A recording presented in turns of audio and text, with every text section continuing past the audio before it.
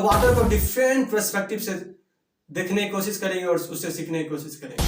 इससे हम लोग यह सीख सकते हैं कि जब हम एजिटेटेड होते हैं, जब गुस्सा में होते हैं, जब परेशान होते हैं, तो हम अपने थॉट में उलझ के रह जाते हैं, हम अपने थॉट में फंसे रह जाते हैं। लगातार अभ्यास करने से एक मंद बुद्धि, एक मूर्ख आदमी भी बुद्धिमान बन जाता है। उस पर रस्सी घिसते रस्सी घिस रहे हैं, तो उससे क्या हो रहा है, रस्सी उस पर घिस रहा है पत्थर पे, एक समय के बाद उस पर भी निशान पड़ जाता है। This is the power of consistency. ऐसा क्यों होता है?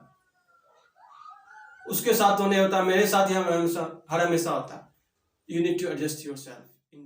आपको मेरा नमस्कार, आदाब, प्रणाम। अभिनव राज है मेरा नाम। तो आज इस वीडियो में सीखेंगे कि वाटर से, मतलब पानी से क्या क्या सीखा जा सकता है।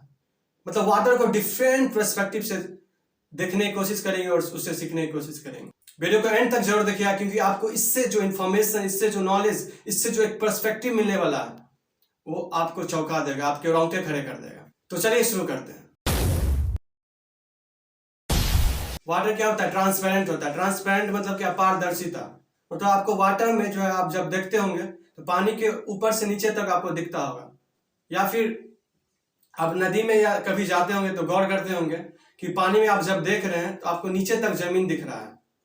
मतलब इससे यह पता चलता है कि वाटर ट्रांसपेरेंट होता है। लेकिन जब उसमें आप चलते होंगे नदी में, तो वहां बहुत सारे धूल कण ऊपर आ जाते हैं, जिसके कारण वह पानी आपको गंदा दिखने लगता है। या फिर कोई कंटेनर है, उसमें कुछ मिट्टी मिला दिए तो वह पानी धीरे धीरे गंदा हो जाता है। लेकिन थोड़ी देर बाद जब शांत हो जाता है पानी, जब नदी शांत हो जाता है, तो वह पानी फिर साफ दिखने लगता है। उसका जो गंदगी होता है, उसका जो मिट्टी होता है, वह उसके बॉटम में बैठ जाता है, मतलब उसके सतह में बैठ जाता है। इससे हम लोग यह सीख सकते हैं कि जब हम एजिटेटेड होते हैं, जब हम गुस्सा में होते हैं, जब हम परेशान होते हैं, तो हम अपने थॉट में ही फंसे रह जाते हैं। वह मिट्टी के कण की तरह हमारा क्या है? थॉट है। थॉट मतलब हमारे दिमाग में घूम रहा है। हम चीजों को क्लियर से देख नहीं पा रहे हैं कि हो क्या रहा है। और वही हम जब शांत हो जाते हैं, जब हम काम हो जाते हैं, जब रिलैक्स हो जाते हैं, तो हमारा जो थॉट है एक साइड में आराम से शांत हो जाता है। उसके बाद हम चीजों को हम क्लियर देख पाते हैं। हम एक एक चीज को हम देख पाते हैं कि अच्छा ऐसा हो रहा है। उसके बाद हम बेटर डिसीजन ले पाते हैं, बेटर फैसला ले पाते हैं। मैं इससे यह बताना चाह रहा हूं कि जब आप शांत होते हैं तो आप बेटर डिसीजन ले पाते हैं। इसलिए हम लोग को गुस्सा में डिसीजन नहीं लेना चाहिए। कोई बड़े से बड़ा डिसीजन तो और नहीं लेना चाहिए गुस्सा में, क्योंकि उस समय गुस्सा में जो है गलत डिसीजन भी ले सकते हैं। इसलिए हर हमेशा डिसीजन जो है शांत होके ले। कोई बड़ा डिसीजन हो तो और शांत होके ले, रिलैक्स होके ले, ताकि आप डिसीजन को अच्छी तरह से ले पाए। बूंद बूंद कर करके एक ड्रॉपलेट ऑफ वाटर मिल रहा है, वही एक जाके एक समय के बाद ओशियन तैयार हो जाता है, मतलब एक महासागर का रूप ले लेता है। मतलब यदि हम भी अपने जीवन में कंसिस्टेंटली यदि छोटे छोटे स्टेप ले, तो वही एक बड़े समय के बाद एक लॉन्ग टर्म में एक बड़ा रिजल्ट दे देता है, जिसको हम अचीव करना चाहते हैं, जो हमारा गोल है। यदि उसके लिए छोटे छोटे स्टेप ले, प्रेजेंट मूवमेंट जो है हमारा, उसमें छोटे छोटे स्टेप लेते जाए, तो एक समय के बाद वह चीज अपने आप अचीव हो जाता है। This is the power of consistency. This is the power of putting effort in the right direction, consistently putting effort in the right direction. इसलिए कहा जाता है कि करत करत अभ्यास ते जरमति हो तो सुजान, रसरी आवत जात तय सिल पर परत निशान। मतलब लगातार अभ्यास करने से एक मंद बुद्धि, एक मूर्ख आदमी भी बुद्धिमान बन जाता है, इंटेलिजेंट बन जाता है, यदि वह लगातार अभ्यास करे तो।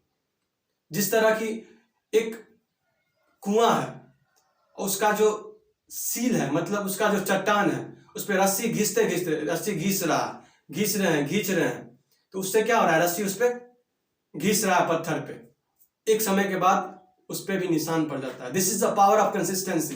This is the power of consistency. You need to understand कि ये पावर ऑफ कंसिस्टेंसी है। इसलिए मैं कहता हूं कि consistently putting effort in the right direction is the key to become legend. यदि आप अपने फील्ड का महारथी बनना चाहते हैं, यदि आप अपने फील्ड का आप लीजेंड बनना चाहते हैं, तो आपको कंसिस्टेंटली एफर्ट डालना पड़ेगा उस फील्ड के लिए। और यदि किसी के पास टैलेंट है और यदि आप उसको बीट करना चाहते हैं, आप उससे आगे निकलना चाहते हैं, तो आपको हार्ड वर्क करना पड़ेगा, क्योंकि hard work beats talent if talent is not working. यदि टैलेंटेड जो है, यदि वो अपने आप पे काम नहीं कर रहा है, कंसिस्टेंटली काम नहीं कर रहा है, तो आप अपने हार्ड वर्क से उसको बीट कर सकते हैं, अपने हार्ड वर्क से उस टैलेंट को बीट कर सकते हैं। And the last but not the least, be flexible like a water. तो वाटर जिस भी कंटेनर में जाता है उसमें अपना एक शेप ले लेता है। मतलब इससे हम लोग यह सीख सकते हैं कि हमें सभी सिचुएशन में अपने आप को एडजस्ट करने का सीखना चाहिए, अपने आप को सभी सिचुएशन में एडजस्ट करना सीखना चाहिए, क्योंकि हर हमेशा आपके अकॉर्डिंग सिचुएशन नहीं आएगा, आपके अकॉर्डिंग परिस्थितियां नहीं आएगी, आपके अकॉर्डिंग सर्कमस्टांसेस नहीं आएगा, आपको एडजस्ट करना ही पड़ेगा। हाँ, आपके पास बड़ा विजन है, ठीक है, लेकिन उस पार्टिकुलर मोमेंट के लिए आपको एडजस्ट करना पड़ेगा। सपोज किसी के पास 1 लाख रुपया का मंथली कमा रहा, कोई रीजन बाय द वे उसको 1 लाख के बदला 30,000 ही मिलने लगे, तो उस समय क्या करेगा? उस समय उसको एडजस्ट करना पड़ेगा, लेकिन उसका विजन नहीं छोटा होना चाहिए। जो दिख रहा आगे कि हाँ मुझे इतना अर्न करना है, तो वो छोटा नहीं होना चाहिए, लेकिन उस प्रॉब्लम को आपको फेस करके आगे निकलना ही पड़ेगा। यदि आपको एक पार्टिकुलर सोल्यूशन चाहिए तो आपको उस समय काम हो के अपने आप को एडजस्ट करना ही पड़ेगा। यदि आप एडजस्ट नहीं करेंगे, कहेंगे कि नहीं मेरे साथ ही ऐसा क्यों होता है, उसके साथ तो नहीं होता, मेरे साथ ही हर हमेशा होता है। You need to adjust yourself in that situation. उम्मीद है यह वीडियो आपकी जिंदगी में कुछ ना कुछ जरूर ऐड किया होगा, और उम्मीद है आप मेरे बातों को और डिफरेंट पर्सपेक्टिव को आप समझ गए होंगे। यदि आप नहीं समझे हैं तो आप इसको लूप में लगा के देख सकते हैं, या 1-2 बार देखिए तो आपको एक एक चीज आपको क्लियर होता चला जाएगा। मेरे साथ जुड़े रहने के लिए दिल के गहराइयों से बहुत बहुत धन्यवाद।